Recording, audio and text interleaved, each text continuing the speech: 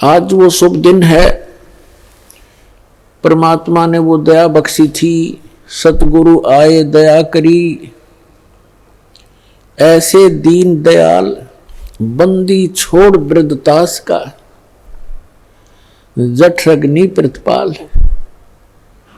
गरीबदास जी ने कहा है कि सतगुरु आए दया करी, क्योंकि परमात्मा जब आते हैं यहाँ सतगुरु का ही रोल करते हैं। और सतगुरु की परिभाषा ये होती है कि वो सच्चा ज्ञान बतावे, सच्चे भगवान की जानकारी देवे, अविनाशी परमात्मा की। सदग्रंथों के अनुसार ज्ञान बताता है वो सतगुरु होता है, सच्चा ज्ञान दाता। तो सच्चा ज्ञान परमात्मा ही दे सकता है, और उसको बताने के लिए वो परमात्मा स्वयं आते हैं।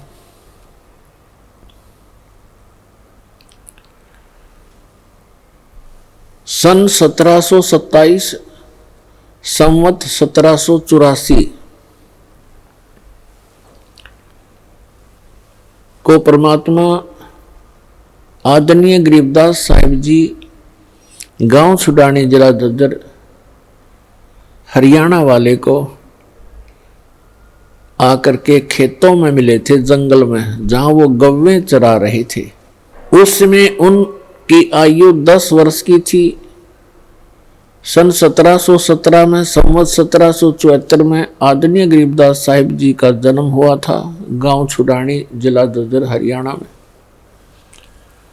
जब वो 10 वर्ष के हुए, अपने ही खेतों में अपनी ही गौओं को चारा चराने के लिए जंगल में लेकर गए हुए थे। साथ में अन्य 10-12 पाली गवाले उनके साथ सहयोगी थे, और कुछ अन्य गांव के व्यक्ति अपनी गौओं को उन्हीं गरीबदास जी के ही जंगल में, खेतों में चराने के लिए लेकर गए हुए थे। क्योंकि आदरणीय गरीबदास साहिब जी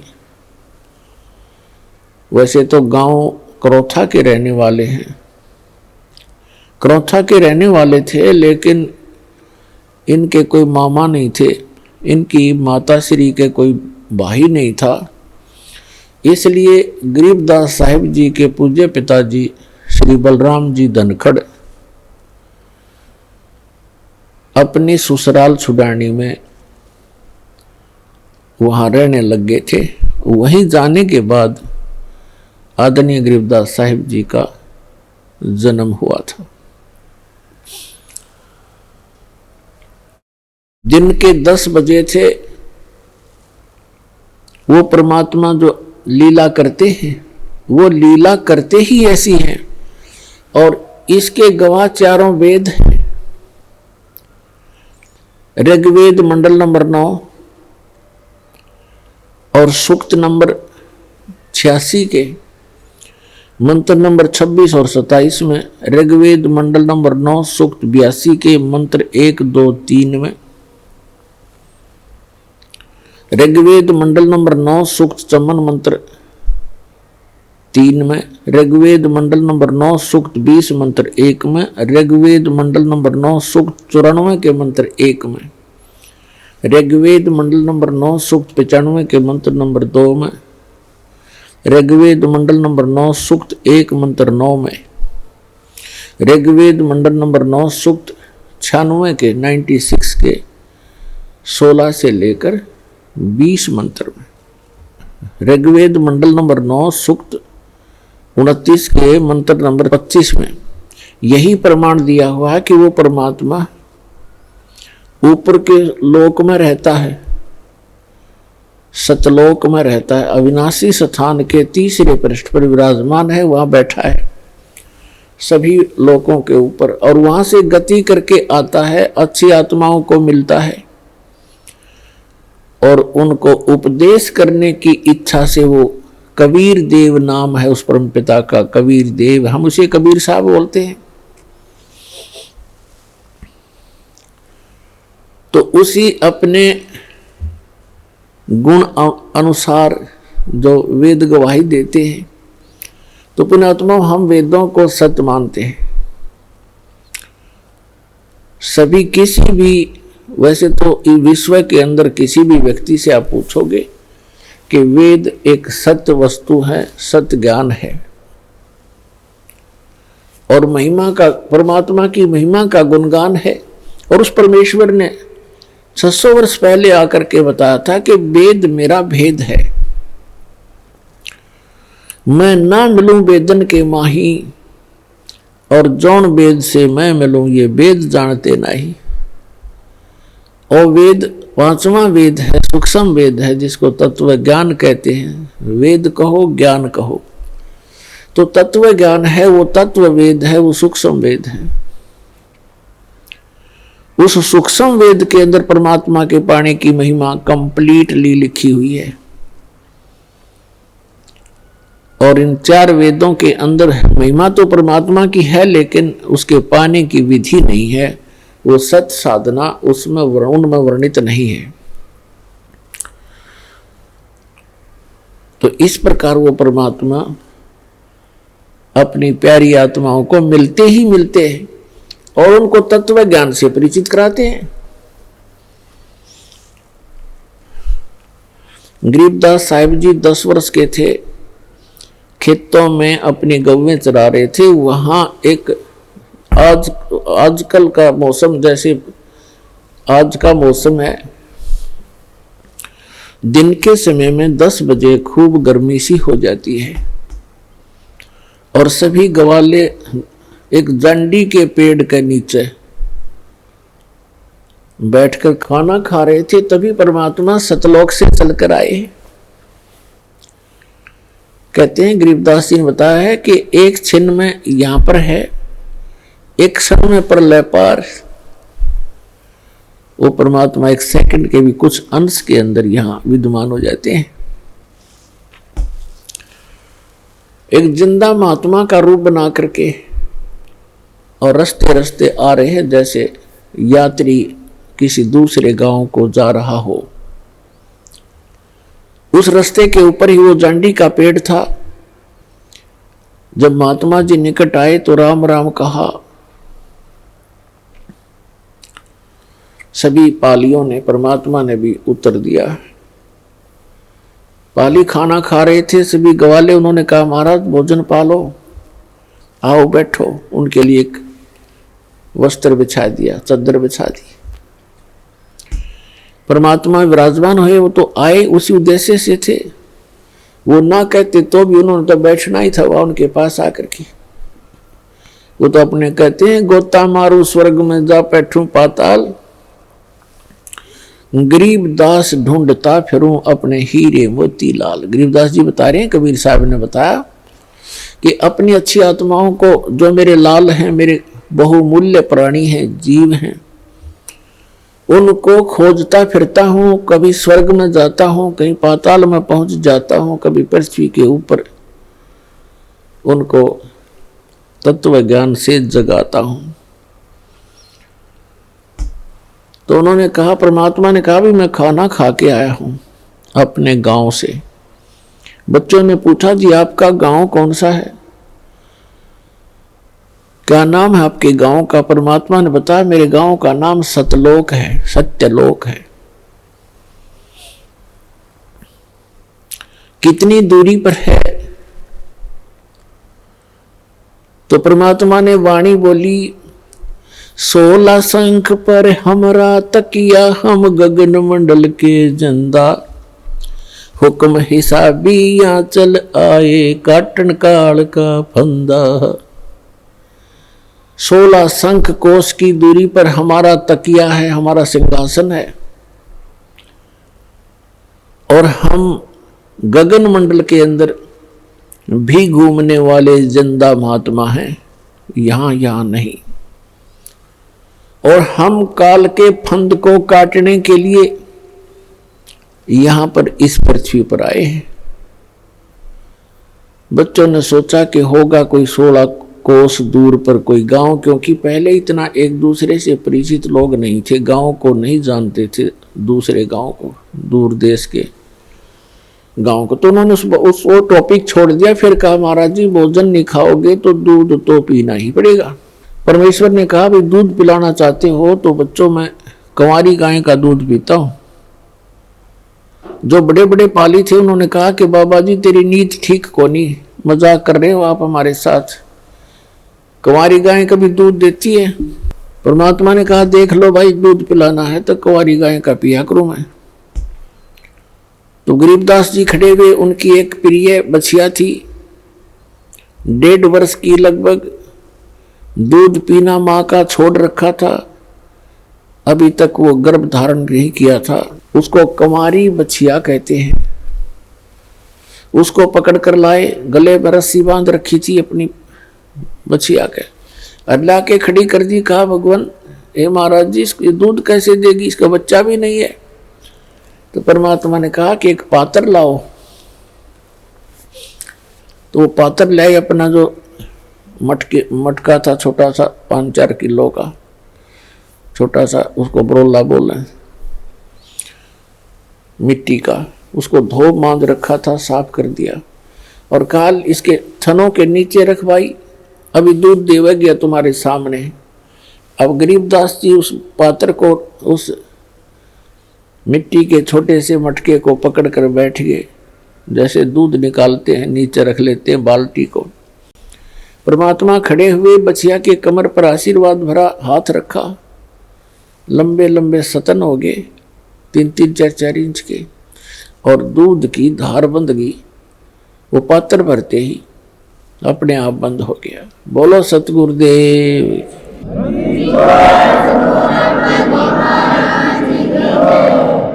गरीबदास जी ने वो पात्र परमेश्वर को थमा दिया कि ले महात्मा जी आपकी महिमा अपरंपार है, कंवारी गाय का दूध निकाल दिया। उस परमेश्वर ने, कबीर साहब जी ने थोड़ा सा दूध पिया और बाकी वहां उपस्थित सभी ग्वालों से कहा कि ले पालियो, ये अमृत है बेटा, इसको पी लो।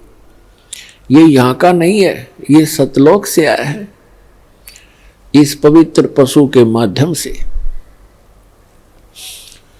तो उन्होंने जो अन्य पाली थे, कोई 20 वर्ष का, कोई 30 वर्ष का, कोई 50 वर्ष का, कोई 40 वर्ष के आयु के, वो तो उठ कर चले गए कि हम नहीं पीवे, पाप का दूध है, कंवारी गां का दूध निकाल दिया जादू जंत्र करके।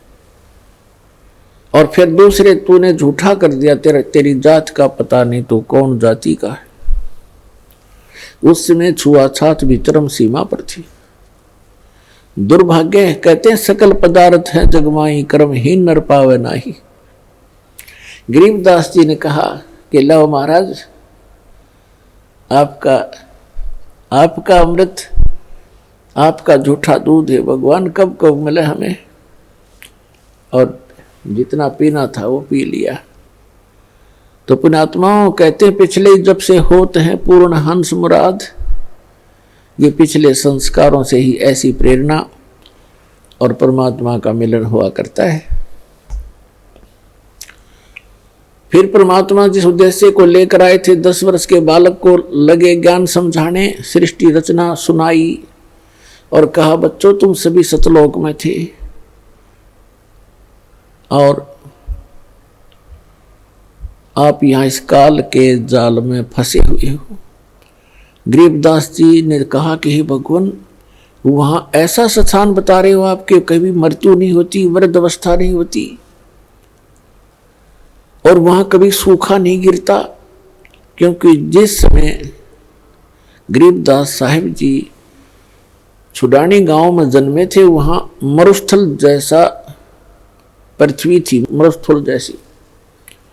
राजस्थान से मिलती जुलती वो अक्षेत्र था, जो वर्तमान में भी राजस्थान का तो बल्कि अच्छा हो गया होगा। और वहां हर एक चीज का अभाव रहता था। वर्षा हुई तो खाने के गेहूं, खाने की ज्वार बाजरा हो जाता, गेहूं तो कभी देखा भी नहीं था।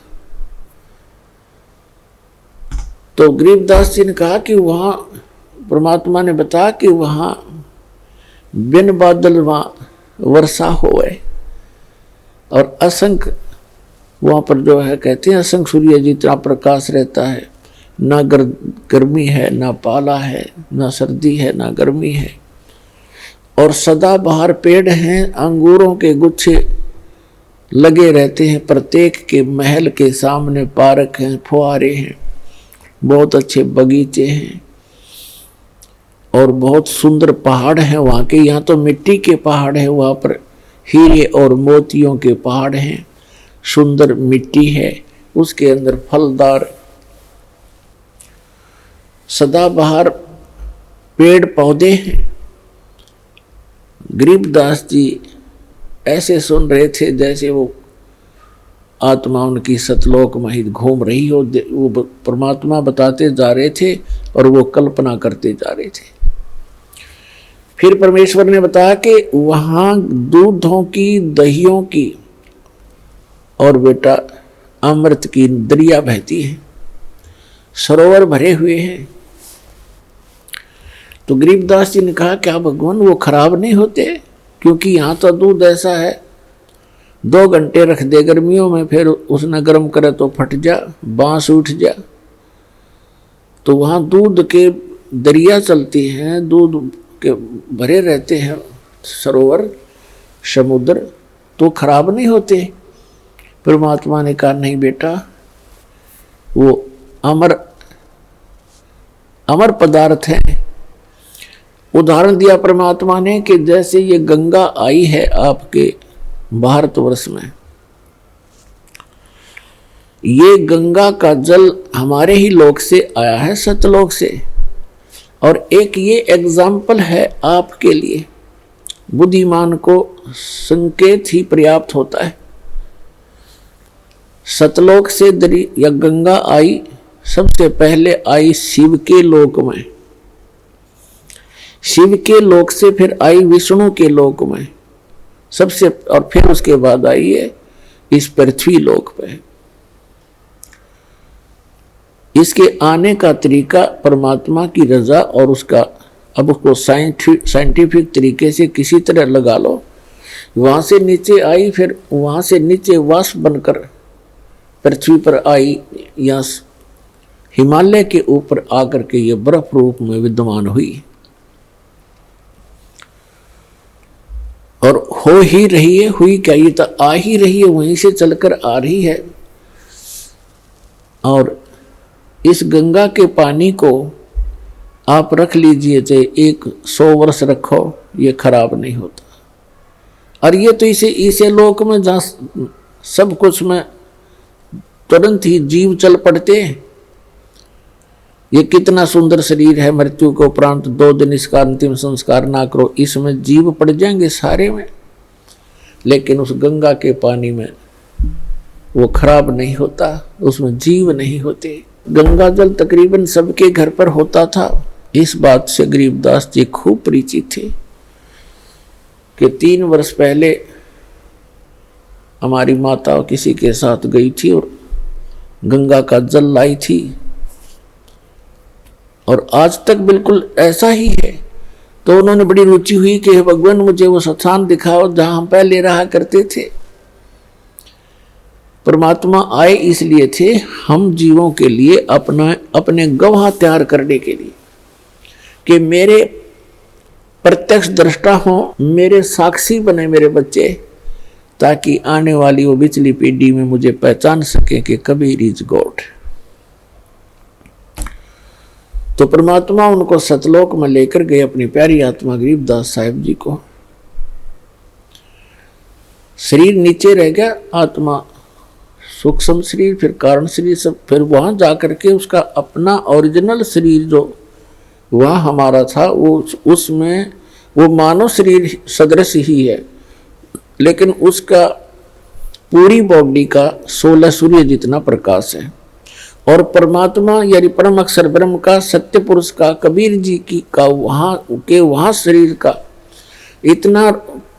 इतनी रोशनी है, इतना प्रकाश है, जैसे करोड़ सूर्य करोड़ चंद्रमा मिला दे एक रोमकूप में। तो परमात्मा भी मनुष्य जैसा ही है, लेकिन सामर्थ्य में अंतर बहुत है, शक्ति में बहुत अंतर है। तो इस प्रकार गरीबदास जी को परमात्मा ऊपर लेकर गए, ब्रह्मा विष्णु महेश का लोक दिखाया। धर्मराज का लोक दिखाया, ये नकली सतलोक दिखाए, और यहाँ के ये स्वर्ग लोक दिखाए, नरक लोक दिखाए। इंद्र का लोक दिखाया, सभी ऊपर को लेकर गए, जहां काल रहता है वो स्थान दिखाया, और 11वां द्वार पार करके अक्षर पुरुष के लोक में प्रवेश किया। फिर 12वां द्वार पार करके सतलोक के अंदर प्रवेश हुए, भंवर गुफा के पार करके। ऊपर पहुंच के जब परमात्मा जाकर के अपने ही दूसरे स्वरूप पर चवर करने लगे, क्योंकि परमात्मा में एक शक्ति होती है, एक सिद्धि होती है, एक सिद्धि जो बहुचोले धार है। तो परमात्मा अन्य रूप बनाकर नीचे आते हैं और एक रूप में सिंहासन पर वहां विराजमान होते हैं। जो सिंहासन के ऊपर राजा के समान मुकुट पहने हुए, छत्र के नीचे बहुत बड़े गुंबद के अंदर परमात्मा वहां बैठे थे सिंहासन पर। उनके एक रोम में करोड़ सूर्य मिला दे करोड़ चंद्रमा, इतनी रोशनी थी उस परम पिता की। और नीचे से जो जिंदा महात्मा के रूप में वही परमात्मा अपना अन्य रूप धारण करके गए थे, अन्य वेश में। वो जिंदा महात्मा का रूप था। जिंदा कैसे होते हैं? मुसलमानों के अंदर जिंदा महात्मा होते हैं, काला टोप पहनते हैं छोटे से वाला, एक काला ही ओवरकोट पहनते हैं घुटनों से भी नीचे तक, पिंडलियों तक का, और एक कच्छा पहनते हैं घुटनों तक का। ऐसी वेशभूषा वाले को जिंदा महात्मा कहते हैं। जैसे कोई गिरी है, पुरी है, उनकी पहचान अलग है, कोई वैष्णव साधु है उसकी अलग पहचान है, ऐसे जिंदा महात्मा के रूप का अलग पहचान है। तो वहां परमात्मा ने जाकर के एक चंवर रखा था।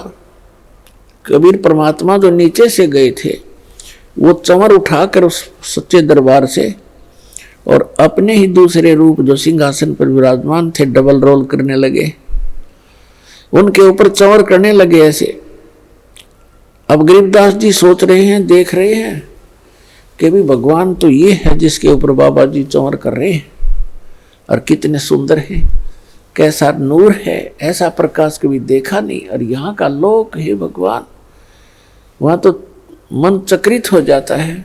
तो गरीबदास जी इतना सोच ही रहे थे कि भगवान तो ये है, और कितना सुंदर लोक यहाँ का, देखते भी मन नहीं भर रहा है, आत्मा तृप्त नहीं हो रही है। कभी उस सुंदर मनोहर लोक को, द्वीप को देख रहे हैं, वहाँ के नज़ारा देख रहे हैं, कभी परमात्मा के चेहरे को देख रहे हैं जैसे बालक देखा करते हैं। फिर मन में सोचने लगे कि ये नीचे से जो महात्मा आए हैं ये इस भगवान के कोई सेवक होंगे, नौकर नाकर हैं, ये सर्वेंट होंगे इसके। इतना सोच ही रहे थे। वो असंख्य ब्रह्मांड के सिंहासन पर विराजमान दो तेजों में रूप था भगवान का, वो खड़ा हुआ और ऐसे प्रार्थना करके कहा, विराजिए भगवान। जिंदा महात्मा के रूप में मालिक उस पर बैठ के असंख्य ब्रह्मांड के सिंहासन पर, और वो तेजों में शरीर जो खड़ा होकर के चंवर लेकर के जिंदा महात्मा जो सिंहासन पर विराजमान थे चंवर करने लगे। अब गरीबदास जी सोच रहे हैं कि बाबा जी तो बड़ांडी भाई, इस पर भगवान चंवर करे, इसका पूजा सेवा कर रहा है।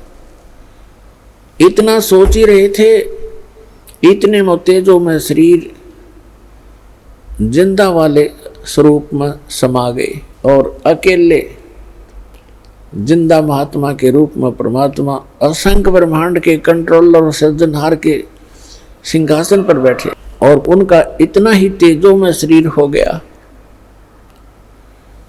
तब परमात्मा ने कहा कि गरीबदास बेटा, ये तुम्हारा निज स्थान है, यहाँ वैसी ही सृष्टि है, नर और नारी हैं।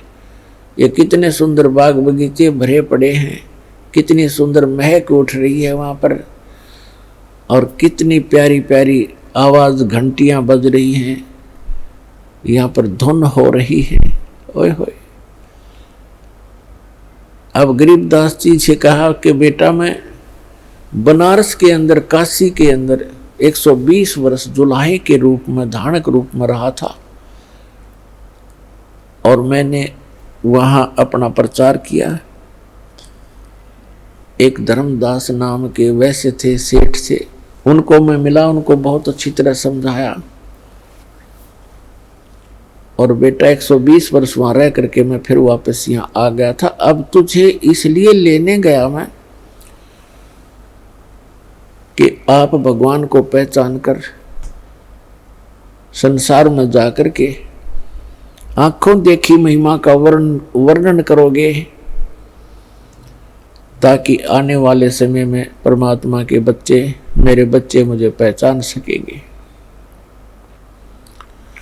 अब परमात्मा ने अपने आशीर्वाद से उनकी दिव्य दृष्टि खोल दी, उनका ज्ञान योग खोल दिया और उसके अंदर अपना तत्व ज्ञान फीड कर दिया। और गरीबदास जी से कहा कि जा बच्चा, अब तू नीचे जा, तेरे शरीर को अंतिम संस्कार के लिए चिता पर रख दिया है, अब उसको नष्ट कर देंगे वो, आप जाकर उसमें प्रवेश करो और मेरे गवाह बनो। गरीबदास जी ने कहा भगवान उस गंदे लोक में मुझे मत भेजो, मैं तो यहीं रहूंगा, या अपने भाई बहनों में खेलूंगा, बैठूंगा।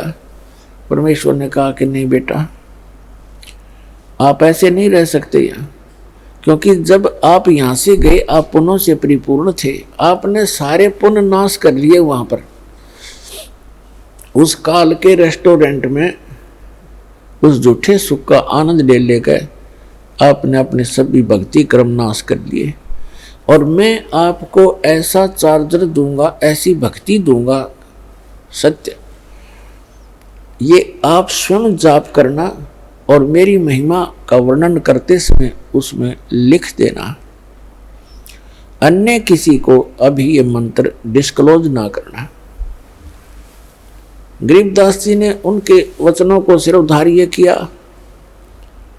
उधर से क्या हुआ, कुछ समय के बाद 2-3 घंटे के बाद जो पाली चले गए थे ग्वाले, वहां से उन दोनों को छोड़कर आत्मा और परमात्मा को, 2-3 घंटे के बाद उनको ध्यान आया कि वो बच्चा कहाँ बैठा है, लड़की का लड़का, वो बाबा जी चला गया कि नहीं। उन्होंने देखा कि वो अकेला बैठा है, बाबा जी दिखाई नहीं दे रहा है। एक उनमें से ग्वाला आया, उसने कहा कि अरे गरीबू खड़ा हो भाई, तेरा नंबर आ गया गाय घेरने का। ये वहाँ नंबर लगाते हैं, अपना शिफ्ट बना लेते हैं पाली कि 2 घंटे आप खड़े होगे, 2 घंटे आप खड़े होगे, 2 घंटे आप पशुओं के सामने, ताकि किसी की फसल को हानि ना कर दे और भाग ना जाए पशु इधर उधर। तो उसने कहा कि गरीबदास खड़ा हो भाई, गरीबू कहा करते थे, तेरा नंबर आ गया। नहीं बोले क्योंकि वो आत्मा थी नहीं, शरीर को खाली रखा था। निकट जाकर कहा कि ए भगत जी खड़ा हो, पकड़ के हिलाया कि महात्मा बन गया तू, खड़ा हो ले। जब ही उसने ऐसे किया वो गिर गए। अब वो एकदम घबरा गया, सभी पालियों को आवाज लगाई कि दौड़ के आओ, भागो भागो, ये लड़की का लड़का मर गया। 2 पाली गांव की तरफ दौड़े। 1.5 किलोमीटर की दूरी पर छुड़ानी गांव था उस स्थान से जहां पर ये परमात्मा प्रकट हुए थे। गांव में पता चला 30-40 घर होते थे, पहले छोटे गांव हुआ करते थे। सारे गांव में एकदम सन्नाटा छा गया। जिसने भी सुना वही उस स्थान की तरफ दौड़ लिया। बूढ़े क्या, बच्चे क्या, माई क्या, बहन क्या, सभी चल पड़े। वहां से बच्चे को 100 को घर ले आए। घर ला करके फिर शाम के समय अंतिम संस्कार के लिए चिता पर रख दिया। उसी समय परमात्मा ने अपनी प्यारी आत्मा गरीबदास जी को उनके शरीर में प्रवेश कर दिया। अब जो ही आत्मा प्रवेश हुई, उनके अंदर वो ज्ञान फीड कर दिया था। वही वाणी उठते ही, चिता के ऊपर से उठते ही ये वाणी बोलने लगे अनंत कोट ब्रह्मांड का एक रति नहीं भारे, सतगुरु पुरुष कबीर हैं कुल के सिरजनहारे। अलल पंख अनुराग है सुन मंडल रे थीरे, दास गरीब उधार दिया सतगुरु मिले कबीर। अब गांव वालों ने सोचा ये लड़का मेंटल हो गया, बाबा जी के जंतर मंत्र का दूध पी के एंड बैंड बोल रहा है, पता नहीं क्या बक रहा है उआ बाई, क्योंकि वो समझ कैसे सके इस गूढ़ रहस्य को। ऐसे 3 वर्ष बीत गए और उधर से इस बात पर संतोष कर लिया परिवार के व्यक्तियों ने कि हे भगवान, लड़का होता गया मेंटल, पर कोई बात नहीं, या लड़की इस बच्चे को देख देख के जैसा भी बावड़ा है, पागल है, इसको देखकर वो जीवित रह जाएगी, नहीं तो बेहोश हो जाती थी इस घटना को सुनकर बार बार। तो ये संतोष किया कि कोई बात नहीं, पागल हुआ सो हुआ, पर जीवित तक हो गया। लड़की ने पेट पर खाना खा लिया। ऐसे 3 वर्ष बीत गए। एक गोपाल दास नाम के दादू पंथ के एक संत थे, जो बनिए के घर जन्म था उनका, और वो दादू पंथ से दीक्षित होकर के घर त्याग चुके थे, बाल बच्चों का विवाह करके फ्री हो गए थे, और वो ऐसे घूमते फिरते थे, शिष्य बना रखे थे, गांव में वहां जाते थे, उनके घर रुकते थे, घूमते फिरते, जिसको रमता राम कहते हैं। अब एक दिन क्या हुआ कि जब गरीबदास जी 13 वर्ष के हो गए, 3 वर्ष के पश्चात 10 वर्ष के बच्चे को परमात्मा आकर मिले थे, और गांव वाले कबीर उस गरीबदास साहिब जी को पागल कहने लगे, बावड़िया बावड़िया कहने लगे, बावड़िया पागल है, पता नहीं क्या क्या भौंक रहा, सारा दिन चुप पे ना होता है। एक दिन ये दादू पंथ से दीक्षित गोपाल दास नाम के एक संत बने हुए थे, घर त्याग के वैराग ले लिया था, सन्यास ले रखा था, बच्चों से फ्री होकर के वो छुडानी गांव में अपने शिष्य के घर आ गए, और वो ऐसे ही 2-3 वर्ष में चक्कर लगता था उसका। उस शिष्य ने कहा, महाराज जी, हमारे एक लड़की का लड़का ऐसे ऐसे पागल कर दिया, एक संत ने जंतर मंत्र करके कुंवारी गाय का दूध निकाल दिया, कई पाली थे ग्वाले, उनने तो पिया नहीं, इस बालक ने पी लिया, जंतर मंत्र कर दिया, ये तो मर गया था, पता नहीं क्यों कैसे दया करी भगवान ने, लड़की की अर्ध सुन ली, ये जीवित हो गया पर पागल हो चुका है। 3 साल से सारा इलाज करा लिया, झाड़े झूड़े लवा लिए, और सब दवाई वैद्यों से भी ले ली, कोई आराम नहीं होया। और कहते हैं जी, वो शिष्य कह रहा है जी, संत की विद्या को संत ही काट सकता है, आप दया कर दो तो उसका जीवन ठीक हो जाए। अब गोपाल दास ने कहा कि लाओ बुला के, थोड़ा बहुत झाड़ा झूड़ा लाना वो भी जाने था। अब बुला कर लाए गरीबदास जी और उसके नाना जी, और साथ में और कई गांव के बुजुर्ग टाइप के व्यक्ति आके, तो उस दादू पंथी गोपाल दास ने पूछा कि बच्चा, बेटा, वो कौन था जिसने तेरा जीवन बर्बाद कर दिया? तब गरीबदास जी ने कहा कि अलल पंख अनुराग है सुन मंडल रे थीर, दास गरीब उधार दिया मुझे सतगुरु मिले कबीर। तो गरीबदास जी ने कहा कि मेरा जीवन तो आबाद कर दिया, बर्बाद नहीं किया बाबा जी। हम सुल्तानी नानक तारे दादू को उपदेश दिया, जात जुलाहा भेद न पाया वो काशी महे कबीर हुआ। अनंत कोट ब्रह्मांड का एक रति नहीं भारे, सतगुरु पुरुष कबीर हैं ये कुल के सिरजनहारे। अब दादू पंथी ये परमात्मा लगातार गरीबदास जी ने को 15-20 मिनट तक वो वाणी बोलते रहे। सतगुरु आए दया करी ऐसे दीन दयाले, बंदी छोड़ वृतास का जठरग्नि प्रपाल। तो इन वाणी को सुनकर उस दादूपंथी महंत संत गोपाल दास के हृदय में हलचल मच गई और वो तुरंत समझ गया कि यूं तो भाई बावड़ा को ना, ये तो सबसे समझदार ऐसी निर्मल वाणी जो आत्मा को खींच रही है। 65 साल का वृद्ध 13 वर्ष के बालक के सामने हाथ जोड़कर खड़ा हो गया और कहने लगा, भगवान हे महाराज ये वाणी लिखवा दो, आप तो बहुत प्यारी वाणी बोलो। तो गरीबदास जी बोले, नहीं उठ कर चल पड़े। पीछे पीछे 65 साल का वृद्ध, आगे आगे गरीबदास जी। अब गांव वालों ने सोचा भाई इस बच्चे के अंदर तो को बड़ी ये बला बढ़ रही है। बाबा जी भी कभी सुरूर हो गया, इसका तो असर हो गया, इसका साथ हो लिया। अब वो के जान, जब वो दादू पंथी संत ने कहा गांव वाले बावड़े तो तुम हो, यो बावड़िया को नहीं। कहते हैं गरीबदास जी को भी बावड़ा बताया कि कर ले दुनिया स्याणी का, उसको महापुरुष को तो बावड़िया का, अगर तेरा सारे पशु बन गए और उसकी बात को स्वीकार नहीं किया। तीसरे दिन जाके गरीबदास जी ने मौन तोड़ा और कहा कि भक्त यदि कंप्लीट लिख है तो मैं बोलूंगा, लिखवाऊंगा, कभी कहीं बीच में छोड़ दे। तब उसने कहा गोपाल दास ने कि महाराज जी मैं तो कति फरी हो आया हूं घर से और मैं ऐसे ही परमार्थ में लगा हुआ हूं, आप दया कर दो, लिखवा दो दाता, कलयुग के जीवों के लिए तो ये अमृत सिद्ध होएगी, ऐसी वाणी कदे देखी ना सुनी।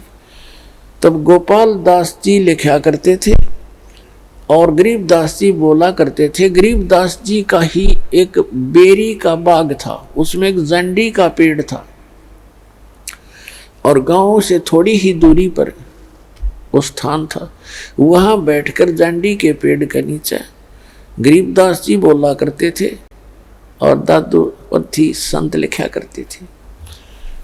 तो इस प्रकार वो लिखा हुआ आंखों देखा सारा कुछ विवरण गरीबदास साहिब जी की अमृतवाणी अर्थात गरीबदास जी का दिया हुआ एफिडेविट वो दास के पास उपलब्ध है। उसको तत्व ज्ञान कहते हैं जो गॉड गिवन स्पिरिचुअल है और उसी से आपको दास ये ज्ञान सुना रहा है।